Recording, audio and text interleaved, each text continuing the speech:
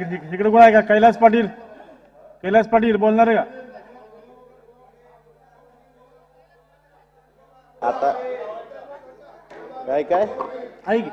आता तुम्ही आहे ना अध्यक्ष महोदय, हे झालं की तुम्हीच आहे. बोलू ना. बोला बोला. अध्यक्ष महोदय, लिहूनच घेता, नुसतं काहीच करत नाही. काय नुसतं लिहून घेता, त्याच्यावर अंमलबजावणी करत सभागृहात सांगू नका, सभागृहात सांगू नका. नाही. सांगा, मला काय अडचण नाही. सरकार म्हणून कर्तव्य करत जावा ना. अध्यक्ष महोदय, आज अर्थसंकल्पाच्या सर्वसाधारण चर्चेवर बोलण्यासाठी मी उभा आहे. अध्यक्ष महोदय, आमच्या धाराशिव जिल्ह्यासाठी कृष्णा माडवडा सिंचन प्रकल्प हा सगळ्यात महत्त्वाचा प्रकल्प आहे. हा दुष्काळ दूर करण्यासाठी गेल्या अनेक वर्षापासून ह्या प्रकल्पावर काम होत आहे. अध्यक्ष महोदय, 2018 मध्ये ह्या प्रकल्पात प्राधान्यक्रम लावला गेला होता. महाविकास आघाडी सरकारच्या काळामध्ये माननीय उद्धवजी ठाकरे साहेबांच्या आणि माननीय जयंत पाटील साहेबांच्या माध्यमातून प्राधान्यक्रम उठवून त्या ठिकाणी 2022 मध्ये जवळपास 700 कोटी तरतूद केली होती. अध्यक्ष महोदय, एक वर्षभर हे नवीन सरकार आल्यानंतर ह्याची निविदा प्रक्रिया किंवा कार्यारंभ आदेश देण्यात एक वर्ष घालवलं. अध्यक्ष महोदय, यावर्षी हा प्रकल्प दुधाळवाडी तालुका कळंब आणि रामदारा तालुका तुळजापूर इथपर्यंतच्या जो प्राधान्यक्रमात समावेश झालेला आहे, इथपर्यंत जर कामं पूर्ण 2 वर्षात करायची असतील तर याला कमीत कमी 3000 कोटी रुपये तरतूद होणं आवश्यक होतं. परंतु अध्यक्ष महोदय, या ठिकाणी फक्त 500 कोटी तरतूद या सरकारच्या माध्यमातून या प्रकल्पासाठी केलेली आहे. अध्यक्ष महोदय, अशाच पद्धतीने जर तरतूद होत राहिली तर हा प्रकल्प दुधाळवाडीपर्यंतचा प्रकल्प पूर्ण होण्याला जवळपास 6 वर्ष लागतील आणि त्याच्या पुढच्या टप्प्याला तर अजून जास्त वर्ष लागतील.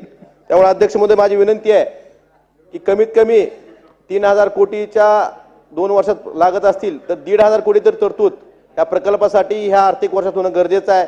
ती तरतूद करण्यासाठी शासनानं मदत करावी. अध्यक्ष महोदय, शासकीय वैद्यकीय महाविद्यालय महाविकास आघाडी सरकारच्या काळामध्ये मंजूर झालं धाराशिवला. त्यांनी 2 वर्ष ह्या सरकारनं जागा निश्चित करण्यासाठी लावले.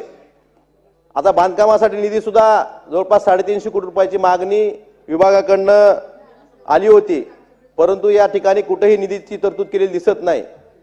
त्यामुळे महाविकास आघाडी सरकार आता आपण बघतोय की आपण एवढी मोठी शासकीय वैद्यकीय महाविद्यालयांची यादी वाचून दाखवली, परंतु कमीत कमी जे महाविद्यालय मंजूर आहेत त्या ठिकाणी बांधकामासाठी निधी तिथं देणं गरजेचं आहे.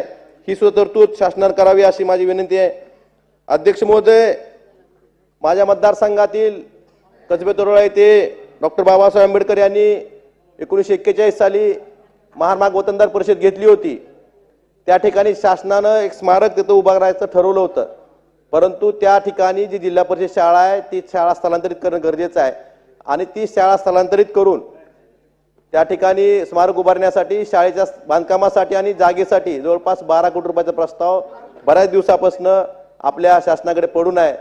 हाही प्रस्तावाला मंजुरी द्यावी, त्याची निधीची तरतूद करावी आणि स्मारकासाठी फक्त 96 लाख रुपये मंजूर आहेत. अध्यक्ष महोदय, त्या ठिकाणी आंतरराष्ट्रीय दर्जाचं स्मारक होणं गरजेचं आहे. त्यामुळे त्यासाठी सुद्धा निधी वाढवून देऊन त्या ठिकाणी आंतरराष्ट्रीय दर्जाचं स्मारक करावं ही माझी मागणी शासनाकडे आहे. अध्यक्ष महोदय, धाराशिव शहरात लोकशाहीर अण्णाभाऊ साठे यांच्या पुतळ्याची मागणी बऱ्याच वर्षापासून आहे.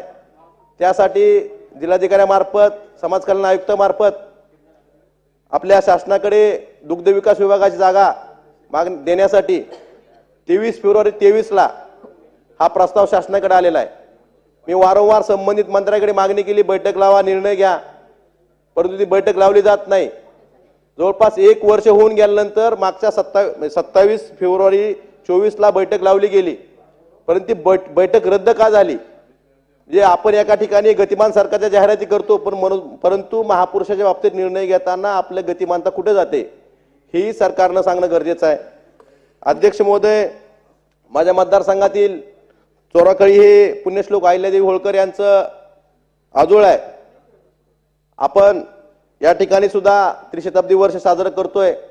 त्यासाठी सुद्धा ते स्मारक त्या ठिकाणी होण्यासाठी तिथले बारव असतील, कुंड असतील, त्याचं काम होण्यासाठी भरीव अशी तरतूद करण्यात यावी। अध्यक्ष महोदय, ऊर्जा विभागाच्या RDSS या स्कीम मधून सिस्टीम स्ट्रेंथनिंग आणि मॉडर्नायझेशन मधून जवळपास धाराशिव जिल्ह्यातील 42 नवीन सबस्टेशन असतील, नवीन ॲडिशनल पॉवर ट्रान्सफॉर्मर असतील, याचा प्रस्ताव बऱ्याच दिवसापासून ऊर्जा विभागाच्या हेड ऑफिसला पडून आहे। अध्यक्ष महोदय, ह्याला सुद्धा मंजुरी मिळणं गरजेचं आहे। अध्यक्ष महोदय, ह्या वर्षी पाऊस नसताना, दुष्काळ असताना सुद्धा शेतकऱ्यांना जेवढं पाणी आहे तेवढे शेतकरी शेतात देऊ शकले नाहीत। त्यामुळं ही सुद्धा कामं जर झाली या वर्षी, तर पुढच्या वर्षी पाऊस पडला तर कमीत कमी शेतकऱ्यांना त्यांच्या जे पाणी आहे ते त्यांच्या शेतात पिकाला देऊ शकतील। अध्यक्ष महोदय, आपण बघतोय की यशवंतराव चव्हाण, आता ह्या वर्षी बऱ्याच समाजाला, वेगळ्या समाजाला घरकुल योजनेच्या घोषणा झाल्या, परंतु यशवंतराव चव्हाण घरकुल योजना ही बऱ्याच वर्षापासून आहे, 3-3, 4-4 वर्ष झालं। अध्यक्ष महोदय, घरकुल जी मंजूर आहे त्याला निधी उपलब्ध करून दिला जात नाही। त्यामुळे माझं अध्यक्ष महोदय एवढंच म्हणणं आहे की शासनानं पोकळ घोषणा करण्यापेक्षा जे आपण मंजूर केलेली कामं आहेत त्याला निधी द्यावा आणि मगच पुढच्या घोषणा कराव्यात। फक्त हा चुनावी जुमला असू नये एवढंच मला म्हणायचं आहे अध्यक्ष महोदय, आणि आपण मला बोलण्याची संधी दिली याबद्दल मी आपले आभार मानतो। धन्यवाद। सन्माननीय सदस्य श्री अतुल वात